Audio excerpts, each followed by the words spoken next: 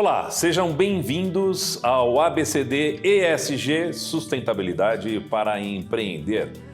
Nós vamos hoje conversar com o empresário e idealizador do projeto Liga da Mata, Sérgio Khalili. Sérgio, seja muito bem-vindo aqui ao ABCD ESG Sustentabilidade para Empreender. Você tem uma narrativa e um caso muito interessante que pode servir de exemplo para muitos empreendedores. Como é que nasceu essa ideia de formar a Liga da Mata aqui no Brasil, utilizando personagens característicos muito interessantes e muito ricos, né, do folclore brasileiro? Sérgio, seja muito bem-vindo aqui ao ABCD ESG. Muito bem, muito obrigado, Marcelo, muito obrigado, Canal Empreender. Antes de mais nada, eu queria dizer que quando eu conheci o canal, eu fiquei apaixonado, acho que era o que faltava no Brasil, sempre um canal que tivesse esse viés bastante ligado ao empreendedorismo, porque eu acho que essa é a saída do Brasil, né? E o que eu fiz foi exatamente isso, né? A Liga da Mata, o projeto Liga da Mata nasceu dentro de uma empresa, né, que é uma empresa familiar. A família tem uma empresa, uma indústria de fantasias, de carnaval, Halloween, festa junina, que é o carro-chefe da empresa, e foi lá dentro, em 2012, que eu tive a vontade de empreender nesse outro cenário, que é o da cultura, enfim. A ideia nasceu ali, a ideia era, num primeiro momento, vender mais fantasias, né? Vender alguma coisa que tivesse mais sentido com a cultura brasileira, e dali a gente começou a trabalhar um projeto muito diferente, e aí nasceu aí a Liga da Mata. Mas qual é a faceta de educação socioambiental? Como é que esses personagens do folclore brasileiro, como Curupira, como Saci Pererê, enfim, são personagens realmente muito ricos, né? E que, às vezes, nessa competição aí do mundo midiático, acabam ficando relegados. Como é que vocês aproveitaram isso também para levar essa mensagem de sustentabilidade também dentro do projeto? Sérgio.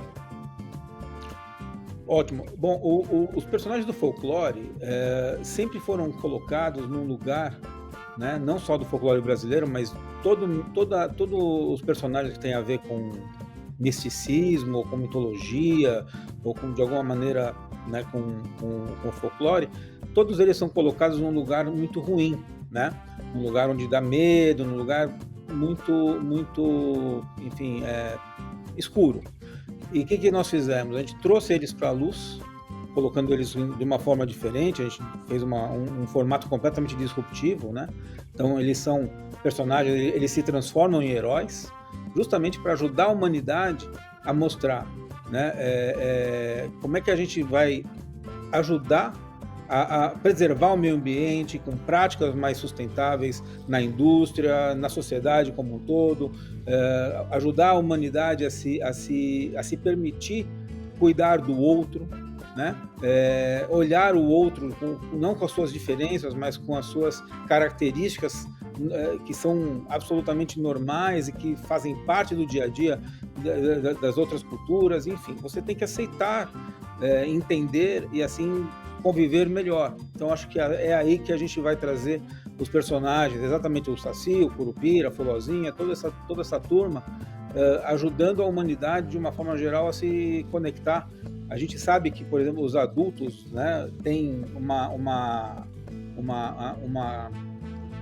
um conhecimento maior desses personagens e conseguem fazer com que as crianças juntos se conectem, e aí a gente traz a educação através da criança para mudar o formato do mundo. Essa é a ideia. Bom, aí tem um projeto com uma envergadura bem ampla, né? Porque utiliza linguagens para se adaptar aos diferentes tipos de públicos, pega essa mensagem da criança que traz aí no seu seio uma questão de pureza, né? De ingenuidade, de fins absolutamente desprovidos de interesses, né? A não ser a de conexão mesmo, Sérgio. Você acha que é aí que está a grande fortaleza desse projeto, esse grande poder da Liga da Mata? Sim, exatamente aí. É como eu falei, recentemente nós tivemos numa indústria de grande porte falando exatamente sobre isso. Como é que a gente consegue mudar a educação de um povo, né, de uma cultura, enfim, transformar essa educação através das crianças, através da ingenuidade das crianças que não estão querendo as diferenças. Ao contrário, né? Eles enxergam o outro com semelhança, com pureza, com amor, e é isso que é legal, porque aí a gente consegue, usando o projeto Liga da Mata, usando as práticas das empresas, as práticas da sociedade, e aí mudar exatamente esse olhar. Essa é a ideia, é exatamente aí que está a força do projeto.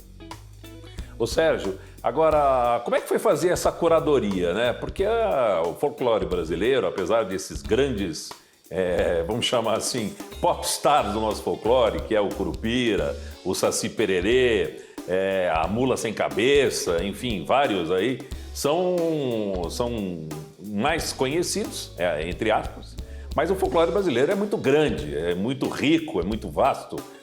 Também. Como é que foi essa curadoria? Como é que vocês configuraram a Liga da Mata? Como é que foi a peneira aí para escolher os personagens da Liga da Mata? Ótimo, muito boa pergunta também, Marcelo. Olha só, quando a gente começou a trabalhar esse cenário, procurar os personagens, entender como é que a gente ia trabalhar esse projeto, obviamente vários personagens passaram pela cabeça e a gente optou por usar de cara os 4 principais, né? Que são o Saci, até como líder da turma, né? A Yara, que é a sereia, que é absolutamente conhecida não só no Brasil, mas no mundo inteiro. Ela é muito bem, enfim, muito conceituada, está em quase todas as mitologias, né? O Curupira, que é muito interessante, é um personagem muito bacana, e o Boto, né? Que vem trazendo aí integrando o projeto lá ao Pará, o norte do país. E aí a gente percebeu que faltava uma menina a mais para dar equilíbrio, para ficar mais homogêneo o grupo. E aí a gente resolveu trazer a Comadre Fulozinha. Comadre Fulozinha, a maioria não conhece, mas ela é mais conhecida aqui no sudeste do país como a Caipora. E ela no Nordeste é a Comadre Fulozinha. Foi também uma forma de integrar o Nordeste ao projeto, né? Então, a gente escolheu esses personagens porque eles têm uma maior aderência, são mais conhecidos, não tem quase ninguém que não conhece esses 5 personagens principais, né? E eles acabam se tornando aí os heróis da Liga da Mata, né? Liderados por um pajé, né? Que é o líder espiritual da turma, enfim. E aí tem aí uma série de outros personagens que vão entrando à medida que as histórias vão acontecendo. E eles vão entrando não exatamente como heróis, mas também como participantes ou secundários. E o que é legal desse projeto, o grande barato, a grande força desse projeto é que a gente consegue integrar qualquer tipo de personagem que esteja ou não ligado ao folclore brasileiro. Esse é o grande barato, né? E a gente tem exemplos disso que a gente já fez para empresas, né? Criando projetos aí, por exemplo, utilizando a Fada do Dente, né? Que ela não é exatamente do folclore brasileiro, mas ela faz parte do folclore urbano de uma forma geral, e a gente integrou ele aí numa história. Agora, Sérgio, são 18 personagens ao todo, é isso? E uma turma que pode crescer, né? Exato, são 18 personagens iniciais, né? Na verdade, a gente conta 18 personagens porque, por exemplo, nós temos os heróis e nós temos as crianças na cidade, né?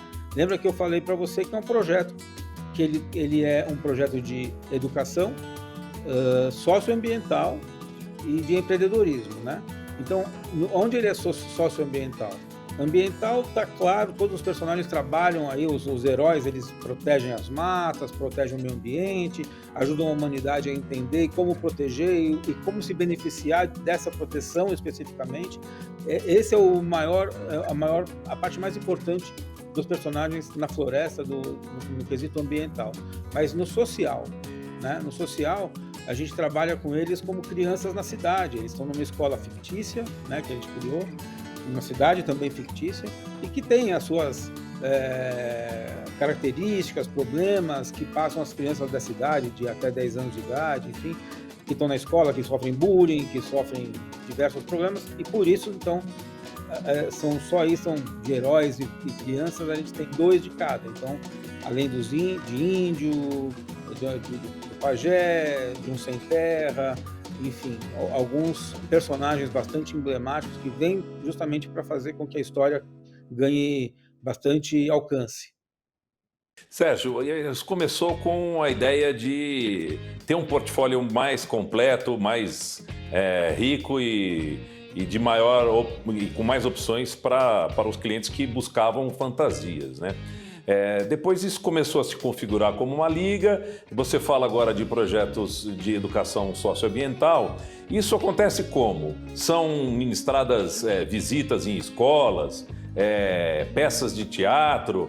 Qual é o formato que vocês adotaram para levar a mensagem de educação com esse cunho social e ambiental? Ótimo. No primeiro momento, quando a gente criou o projeto, a gente sabia que para a gente ganhar a projeção que a gente precisava, a gente precisaria fazer um longa-metragem, né? Mas a gente sabe o quanto custa, o quanto é difícil fazer um audiovisual, uma longa-metragem aqui no Brasil, né? Não só no Brasil, mas especialmente no Brasil é muito complicado. Então nós criamos uma websérie no primeiro momento, tudo com iniciativa própria, recurso próprio, sem nenhum tipo de lei de incentivo. Não que isso não seja importante, mas era aquilo que dava para fazer naquele momento, lá em 2015, né? Como eu te falei, o projeto começou a nascer em 2012, nós escrevemos, tem uma trilogia, né? Tem um livro que está escrito e já vai ser publicado agora em 2023. Então essa é uma das formas, é o próprio livro. E aí a gente criou uma websérie, né? Então nós temos 3 episódios que já estão disponíveis no canal da Liga da Mata no YouTube, no Facebook, no Instagram. E esses episódios, eles correram o mundo, né? Eles participaram de mais de 140 festivais pelo mundo inteiro e nós vencemos quase 70 festivais desses que nós participamos. Então o mundo já conhece a Liga da Mata, né? De uma forma geral, a gente já vem participando bastante, são quase 3 anos, quase 4 anos de festivais, né? Hoje a Liga da Mata é a série brasileira mais premiada da história, então isso é muito legal. E com isso a gente ganhou aí algumas projeções, então a gente já está fazendo algumas inserções em escolas, já tivemos algumas participações em escolas no interior de São Paulo, estamos falando aqui com a Prefeitura de São Paulo também, para fazer algumas atividades no sistema CEL, né, juntamente a empresas. A ideia é justamente essa, é linkar a empresa com a sociedade através da escola. Lembra que eu falei, né, a ideia sempre é transformar a educação, transformar a educação através das crianças, né? Então essa é a ideia. Perfeito. Bom, Sérgio, a gente vai fazer um rápido intervalo aqui no ABCD ESG e daqui a pouco a gente volta com a segunda parte da conversa com a Liga da Mata e o Sérgio Khalili. Até já!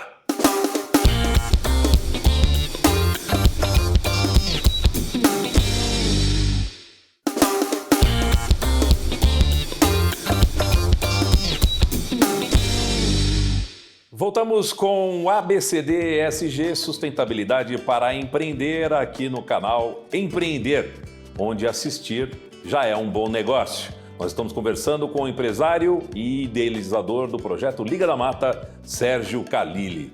Sérgio, a gente vai continuar navegando aí pelas histórias tão saborosas aí da Liga da Mata.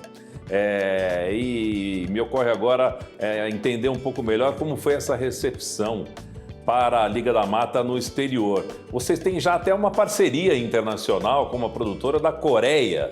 Há alguma similaridade aí entre essas lendas aqui brasileiras, esses personagens, e o que você acabou encontrando mundo afora, no folclore?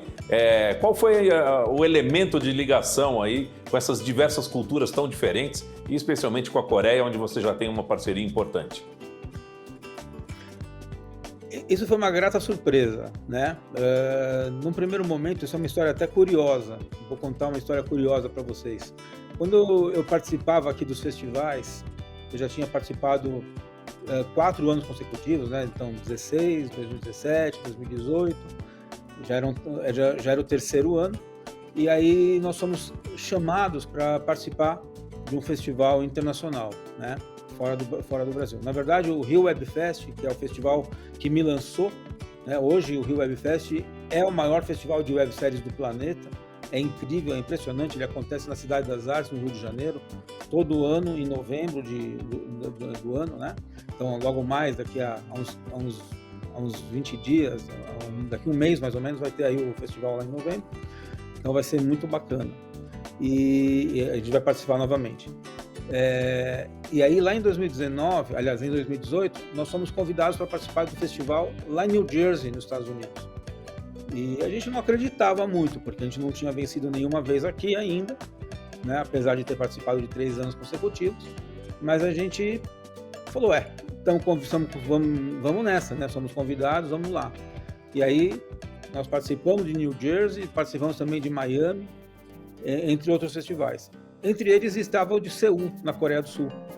E a gente foi até lá, peguei o avião, são quase 24 horas de voo até lá, mas valeu a pena, né? Foi muito bacana, foi uma experiência impressionante. Não só por participar, mas também por conhecer a Coreia, que é um país impressionante, incrível, que tem muito a ensinar para o Brasil aí em termos de educação, principalmente, e de transformação, né? E aí o que aconteceu foi incrível, porque o dono do festival lá na Coreia, ele se encantou de tal maneira com a Liga da Mata, que ele me pediu para colocar um personagem dele dentro da Liga da Mata. E isso foi muito legal, porque num primeiro momento era um desafio, né? A Liga da Mata está baseado em falar de mitos, né? Eu falei para você que a gente escreveu uma trilogia. Então, o primeiro volume já vai ser lançado agora no início do ano, né, em 2023. Mas a terceira parte do projeto é justamente a internacionalização da ideia, né? A internacionalização do projeto, quando a gente quer trabalhar com mitos de todo o mundo, né? Então, você imagina ações ou aventuras ligando a Liga da Mata com a mitologia grega, folclore brasileiro com mitologia grega, com mitologia celta, com Bíblia, enfim, né? Com várias mitologias por aí. E aí ele tinha um personagem que ele criou que falava de educação alimentar. E a educação alimentar está absolutamente ligado ao meio ambiente, ao social, né? A gente comer melhor, você previne doenças, você cresce melhor, você se educa melhor, enfim. Então eu achei que valia a pena o desafio, e foi aí que eu criei a Liga Mundial de Mitos e Heróis. Já temos aí um teaser, né, para linkar lá com a indústria alimentícia da Coreia, né, que ele está fazendo lá um trabalho muito bacana. Deve começar, foi paralisado evidentemente por causa da pandemia. A gente fez essa parceria lá em 2019, em 2020 a gente produziu o teaser, aí o mundo parou em 2020, 2021, e ele começou a retomar agora em 2022. É bem provável que em 2023 esta parceria efetivamente tome força. Ô Sérgio, qual é o personagem coreano? É um super-herói? É um lutador de artes marciais? Quem é esse personagem coreano? Ele é tudo isso. Ele criou um personagem que se chama Kimchi Warrior.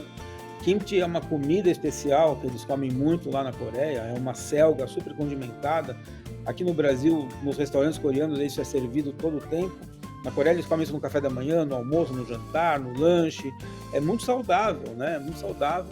E, inclusive, tem aí alguns estudos que que conseguem prevenir da Covid, enfim, né? Porque é muito saudável mesmo. E ele usou esse personagem que ele criou, Kimchi Warrior, né? Para falar de educação alimentar, contra doenças, enfim, né? Para as pessoas não comerem tanto aquela junk food, né? Que é uma coisa que o mundo inteiro acaba comendo, né? E sabe-se que é muito ruim para a saúde. E ele, com esse personagem, vem conseguindo colocar nas escolas, colocar, enfim, na sociedade coreana, uma forma melhor de se alimentar. E ele, junto com a Liga da Mata, agora, né, junto dentro da Liga Mundial, a gente consegue trabalhar exatamente esse mesmo cenário. Então, o que nós fizemos? A gente trouxe o personagem dele, redesenhamos ele completamente para o formato da Liga, né? Ele ganha também um pingente, como os outros personagens têm, né? Para se tornar um herói da Liga da Mata e tudo mais. E aí ele está integrado e a gente consegue trabalhar em várias atividades, várias ações, aventuras e fazer um monte de coisa bacana. Sérgio, e agora a questão do empreendedorismo propriamente dito, né? Como é que essa experiência aí, dessa reviravolta, numa empresa familiar, onde você já atuava há algum tempo, né? Também esse desafio do empreendedorismo numa empresa familiar, com alguns valores já consolidados, né? Arraigados, modelos consolidados também. Como é que foi se encaixar e fazer essa reviravolta aí num negócio que já estava estabelecido? É muito desafiador e é muito difícil mesmo, por vários motivos. Primeiro porque eu quando criei o projeto, eu criei ele em silêncio, absolutamente no escuro. Por quê? Porque a gente sabe que quando você começa com uma ideia completamente revolucionária dentro de um negócio, exatamente como você disse, a empresa já tem mais de 30 anos, a minha empresa, né, meu pai fundou ela lá em 1975, então a gente tem aí uma história longa, né, bem longa nesse mercado. Então, óbvio, você começa a mudar e fazer uma coisa completamente fora da caixinha, né, como a gente diz. Até tem uma coisa bacana, a gente fala, vamos pensar fora da caixa. E eu gosto de falar que a gente não tem que pensar fora da caixa, a gente tem que expandir a caixa, fazer com que a caixa seja maior e aí trazer novas ideias, novos formatos para dentro dela. Então esse foi exatamente o primeiro desafio, né? Trazer uma coisa nova e trazer uma possibilidade da empresa ter um negócio novo. Essa é exatamente a ideia. Então, no primeiro momento, sim, foi muito complicado, foi uma briga, até para a gente conseguir ter tempo para fazer essa coisa toda acontecer, porque não é fácil. A gente sabe que tem um desafio enorme, porque você tem que mudar vários estigmas, vários dogmas, enfim, tem que mudar absolutamente toda a mentalidade para você trabalhar num negócio completamente diferente.